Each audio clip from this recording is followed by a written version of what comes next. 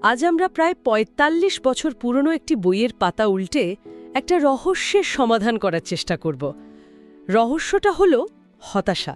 এটা কোথা থেকে আসে, কিভাবে আমাদের মনকে একেবারে আঁকড়ে ধরে, আর সবচেয়ে বড় কথা, এর থেকে মুক্তির চাবিকাঠিটা ঠিক কোথায় লুকিয়ে আছে। আমাদের হাতে রয়েছে প্রফেসর এম.ইউ. আহমেদের লেখা ১৯৮০ সালের সাড়া জাগানো বই হতাশা মুক্ত জীবন। চলুন ডুব দেওয়া যাক। বিষয়টা আসলেই একটা রহস্য সমাধানের মতো, কারণ এই বইটা শুধু হতাশার কিছু লক্ষণ বা সংজ্ঞা দিয়ে থেমে থাকেনি। এর আসল শক্তি হলো কয়েকটি অসাধারণ কেস হিস্ট্রি, মানে বাস্তব জীবনের গল্প। এই গল্পগুলো পড়লে মনে হয় লেখক যেন আমাদের মনের ভেতরে এক্স-রে করে দেখছেন। তবে এটাও বলে রাখা ভালো, আজকের মনোবিজ্ঞানের দৃষ্টিতে দেখলে হয়তো কিছু বিশ্লেষণকে কিছুটা সরল মনে হতে পারে, কিন্তু সেই সময়ের জন্য এই ভাবনাগুলো ছিল অনেক বড় একটা ব্যাপার। ঠিক এই জায়গাটাতেই আমার আগ্রহ। তাহলে চলুন একদম শুরু থেকে শুরু করি। বইটা অনুসারে এই যে আমরা কথায় কথায় ফ্রাস্ট্রেশন বা হতাশা শব্দটা ব্যবহার করি, লেখক এটাকে ঠিক কিভাবে দেখেছেন? লেখক খুব সহজ করে বুঝিয়েছেন। যখন আমরা কোনো কিছু খুব করে চাই কিন্তু সেটা পাই না, বা কোনো লক্ষ্যে পৌঁছানোর পথে বারবার বাধা পাই, তখন আমাদের ভেতরে যে একটা অস্থিরতা তৈরি হয়। হ্যাঁ, ঠিক তাই, একটা টানা পড়েন, সেটাকেই তিনি হতাশা বলছেন। কিন্তু আসল ব্যাপারটা এর পরের অংশে। তিনি বলছেন এই হতাশা আকাশ থেকে পড়ে না, এর শেকড়টা মূলত দুটো জায়গায় লুকিয়ে থাকে। দুটো জায়গায়? কি কি সেগুলো? প্রথমটা হলো আমাদের একেবারে ছোটবেলা, শৈশবের পরিবেশ, বাবা মায়ের অতিরিক্ত শাসন বা উল্টো দিকে অবহেলা, ভাই বোনদের সাথে রেষারেষি, শিক্ষকদের ভুল আচরণ, এগুলো আমাদের ব্যক্তিত্বের উপর এমন ছাপ ফেলে যায় যা আমরা বয়ে বেড়াই। আর দ্বিতীয় কারণটা হলো পারিপার্শ্বিক বা সামাজিক বাধা। একদম, যেমন ধরুন দারিদ্র্য, বেকারত্ব বা সামাজিক অবিচার, যেগুলোর উপর আমাদের সরাসরি কোনো হাত থাকে না।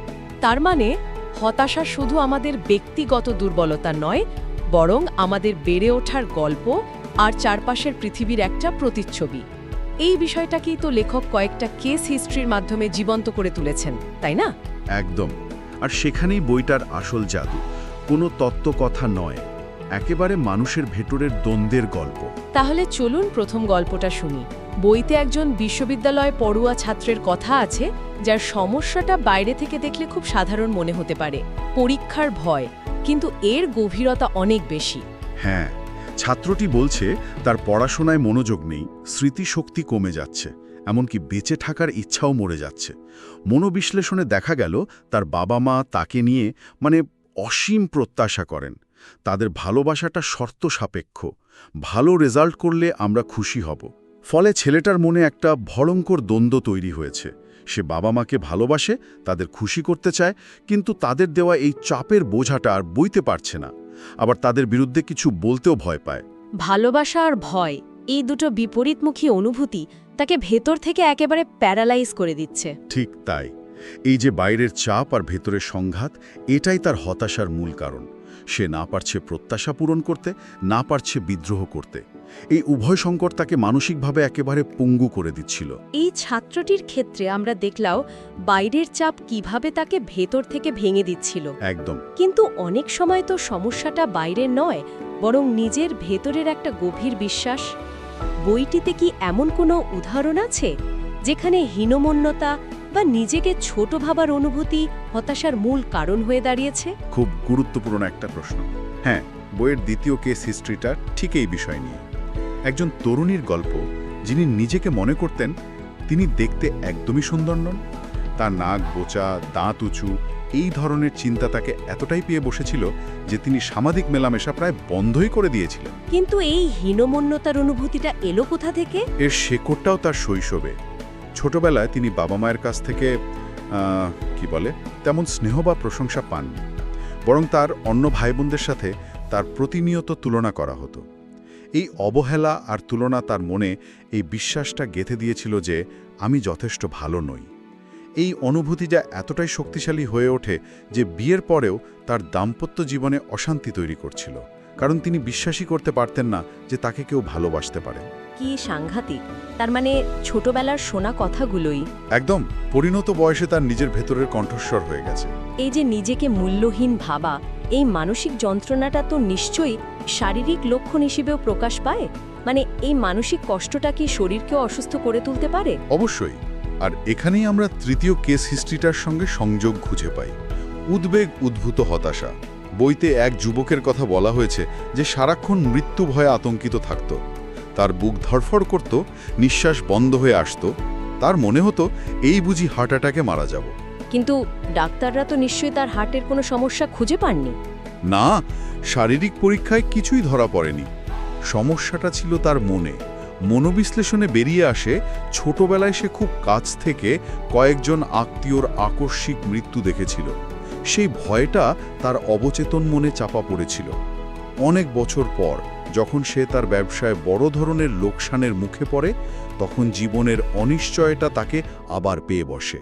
আর শৈশবের সেই চাপা পড়া মৃত্যু ভয়টা উদ্বেগের রূপ নিয়ে ফিরে আসে। এখানে হতাশা আর উদ্বেগ যেন হাত ধরাধরি করে চলছে। এই ফ্যান্টাসি কেসটা আমার কাছে সবচেয়ে আকর্ষণীয় মনে হয়েছে, কারণ এটা আজকের দিনের সাথে খুব মিলে যায়। এখন তো আমরা সবাই কম বেশি সোশ্যাল মিডিয়া বা অনলাইন গেমিংয়ের ফ্যান্টাসি জগতে বাস করি, যেখানে আমরা নিজেদের একটা অন্য, হয়তো আরও সফল সংস্করণ তৈরি করি। লেখকের এই বিশ্লেষণটা কি আমাদের ডিজিটাল যুগের একাকিত্বকেও ব্যাখ্যা করতে পারে? দারুণ একটা সংযোগ খুঁজে বের করেছেন। বইয়ের এই কেসটা একজন যুবকের, যে বাস্তব জগৎ থেকে নিজেকে গুটিয়ে নিয়েছিল। পড়াশোনায় মন নেই, বন্ধুবান্ধব নেই, সে সারাক্ষণ দিবাস্বপ্নে ডুবে থাকত। তার প্রেক্ষাপটটা ছিল মুক্তিযুদ্ধ পরবর্তী বাংলাদেশের সামাজিক অস্থিরতা আর ব্যক্তিগত একাকিত্ব। যখন সে দেখল বাস্তব জীবনে সে ব্যর্থ, তখন সে কল্পনার জগতে আশ্রয় নিল। সেখানে সে নিজেকে একজন নায়ক, একজন সফল ব্যক্তি হিসেবে কল্পনা করে মানসিক শান্তি খুঁজত। এটা ছিল তার জন্য একটা আত্মরক্ষার কৌশল বা ডিফেন্স মেকানিজম। মানে বাস্তবতা যখন খুব কঠিন হয়ে যায়, তখন মন নিজে একটা পালানোর পথ তৈরি করে নেয়। ঠিক তাই। কিন্তু সমস্যা হলো, এই কাল্পনিক জগৎ তাকে সাময়িক স্বস্তি দিলেও এটা তাকে বাস্তবতার মুখোমুখি হওয়ার ক্ষমতা কেড়ে নিচ্ছিল। সে বাস্তব থেকে আরও দূরে সরে যাচ্ছিল। আপনার কথা মতো আজকের দিনে এই ফ্যান্টাসি জগৎটা হয়তো ডিজিটাল, কিন্তু মূল মনস্তত্ত্বটা কিন্তু একই, বাস্তব জীবনের অপূর্ণতা বা হতাশা থেকে পালানোর চেষ্টা। এই যে এতগুলো জটিল আর গভীর সমস্যার কথা আমরা শুনলাম, দ্বন্দ্ব, হীনমন্যতা, উদ্বেগ, ফ্যান্টাসি, এগুলো শোনার পর তো মনে হচ্ছে এর থেকে বেরোনোর পথটা নিশ্চয়ই খুব কঠিন। লেখককে সমাধানের কোনো পথ দেখিয়েছেন? হ্যাঁ, এবং বইয়ের সবচেয়ে গুরুত্বপূর্ণ অংশ আমার মনে হয় এটাই। তিনি শুধু সমস্যাগুলো চিহ্নিত করেই থেমে যাননি, বরং মেডিটিক সাইকোথেরাপি নামে একটি সম্পূর্ণ নিজস্ব চিকিৎসা পদ্ধতির বিস্তারিত বর্ণনা দিয়েছেন। মেডিটিক সাইকোথেরাপি নামটা তো বেশ অন্যরকম। এর মূল ভিত্তিটা কি? এর মূল ভিত্তিটা বেশ আধ্যাত্মিক এবং গভীর। লেখকের মতে আমাদের প্রত্যেকের ভেতরে একটা সুপার কনশাস স্পিরিচুয়াল সেলফ বা অধিচেতন আধ্যাত্মিক সত্তা ঘুমিয়ে আছে। এটাই আমাদের ভেতরের আসল শক্তি, সাহস আর সম্ভাবনার উৎস। হতাশা বা উদ্বেগের কালো মেঘ এই সত্তাটাকে ঢেকে ফেলে। মেডিটিক সাইকোথেরাপির কাজ হলো বিভিন্ন মনস্তাত্ত্বিক কৌশলের মাধ্যমে সেই মেঘ সরিয়ে ভেতরের এই শক্তিকে আবার জাগিয়ে তোলা। এই ধারণাটা তো ফ্রয়েডের ইগো বা সুপার ইগো তত্ত্ব থেকে বেশ আলাদা লাগছে। এখানেই বিষয়টা মজার। এই ধারণাটা সেই সময়ের জন্য বেশ বিপ্লবী ছিল। পশ্চিমা মনোবিজ্ঞানে যখন ফ্রয়েডের ইগো বা সুপার ইগোর মতো ধারণাগুলো প্রভাবশালী, যেগুলো মূলত মানুষের অবচেতন মনের অন্ধকার দিক বা দ্বন্দ্বের উপর জোর দেয়, তখন প্রফেসর আহমেদ সম্পূর্ণ ভিন্ন একটি ইতিবাচক ও আধ্যাত্মিক পথের কথা বলছেন। এটা আমাদের দেশীয় সংস্কৃতি, আমাদের আধ্যাত্মিক মানসিকতার সঙ্গে অনেক বেশি সংযোগ স্থাপন করতে পারে। এটা শুধু একটা থেরাপির কৌশল নয়, এটা এক অর্থে মনোবিজ্ঞানকে স্থানীয়করণ করার একটা বড় প্রচেষ্টা। দারুণ একটা পার্সপেক্টিভ। আচ্ছা, এই থেরাপির অধীনে কি কিছু নির্দিষ্ট অনুশীলন বা পদ্ধতির কথা বলা আছে? যেমন বইটাতে কন্ট্রোল রিল্যাক্সেশন বা নিয়ন্ত্রণাধীন শিথিলকরণের কথা বলা হয়েছে। হ্যাঁ, কন্ট্রোল রিল্যাক্সেশন এর প্রথম ধাপ। কিন্তু এই কন্ট্রোল রিল্যাক্সেশন বা শরীরকে শিথিল করার ধারণাটা শুনতে তো ভালোই লাগে, কিন্তু হতাশার মতো একটা গভীর মানসিক সমস্যার জন্য এটা কি একটু বেশি সরল সমাধান হয়ে গেল না? শুধু শরীরকে রিল্যাক্স করলেই কি মনের এত জটিল গিঁট খুলে যায়? চমৎকার প্রশ্ন। আপাতদৃষ্টিতে সরল মনে হলেও এর পেছনের বিজ্ঞানটা কিন্তু বেশ গভীর। আমাদের মন আর শরীর তো আলাদা নয়, তারা একে অপরের সাথে ওতপ্রোতভাবে জড়িত। যখন আমরা মানসিক চাপে থাকি তখন আমাদের শরীরের পেশিগুলো শক্ত হয়ে থাকে, হৃদস্পন্দন বেড়ে যায়। এই পদ্ধতিতে রোগীকে শেখানো হয় কিভাবে সচেতনভাবে শরীরের প্রতিটি অঙ্গ, যেমন হাত, পা, কপাল, ধীরে ধীরে শিথিল করতে হয়। যখন শরীর শিথিল হতে শুরু করে তখন সে মনকেও একটা সংকেত পাঠায় যে বিপদের কারণ নেই, সব ঠিক আছে। এতে মস্তিষ্কের প্যারাসিম্প্যাথেটিক নার্ভাস সিস্টেম সক্রিয় হয়, যা আমাদের শান্ত করে। এটা গিট খোলার প্রথম ধাপ, কিন্তু খুব জরুরি একটা ধাপ। অর্থাৎ শরীরকে শান্ত করার মাধ্যমে মনকে শান্ত করার পথ তৈরি করা। বেশ, এরপর প্রোগ্রেসিভ অটো সাজেশন নামে আরেকটা পদ্ধতির কথা আছে। অটো সাজেশন মানে তো নিজেকে নিজে পরামর্শ দেওয়া, তাই না? একদম। তবে এখানে প্রোগ্রেসিভ বা ধাপে ধাপে বিষয়টা খুব গুরুত্বপূর্ণ। রোগীকে শেখানো হয় কিভাবে নিজেকে ইতিবাচক নির্দেশনা দিতে হয়। যেমন প্রথম সপ্তাহে সে হয়তো শুধু ভাববে বা মনে মনে বলবে, আমি ভালো হব, আমি শান্ত হব।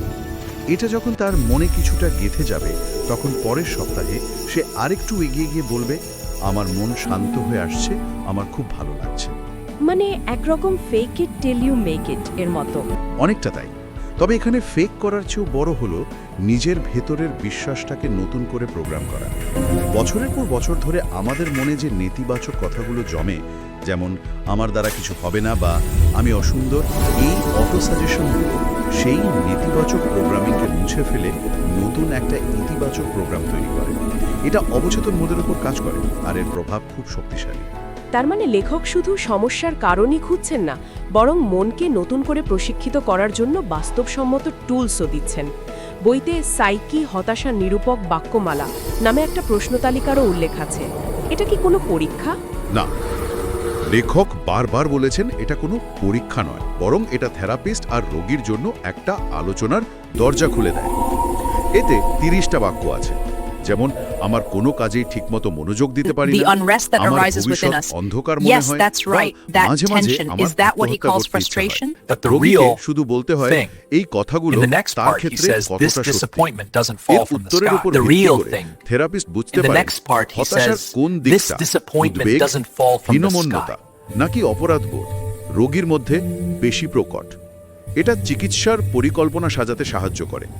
আজকের এই আলোচনা থেকে একটা বিষয় আমার কাছে খুব স্পষ্ট হলো, প্রফেসর এমইউ আহমেদের হতাশা মুক্ত জীবন শুধু কিছু কেস হিস্ট্রির সংকলন নয়, এটা হতাশার মনস্তত্ত্বকে আমাদের দেশের মানুষের প্রেক্ষাপটে বোঝার একটা অসাধারণ প্রচেষ্টা, এবং একই সাথে এর থেকে মুক্তির একটা ব্যবহারিক রোডম্যাপ। আর সবচেয়ে গুরুত্বপূর্ণ দিকটি হলো, বইটি আমাদের দেখিয়েছে যে হতাশার কারণগুলো প্রায়শই আমাদের শৈশবের অভিজ্ঞতা বা সামাজিক পরিস্থিতির মধ্যে লুকিয়ে থাকে, যা হয়তো আমাদের নিয়ন্ত্রণে ছিল না।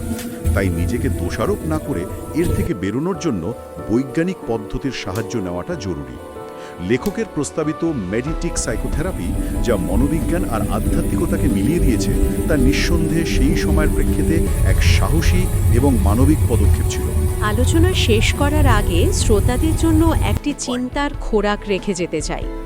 বইটি লেখা হয়েছিল প্রায় ৪৫ বছর আগে, এমন এক সময়ে যখন মানসিক স্বাস্থ্য নিয়ে কথা বলাই একটা ট্যাবু ছিল।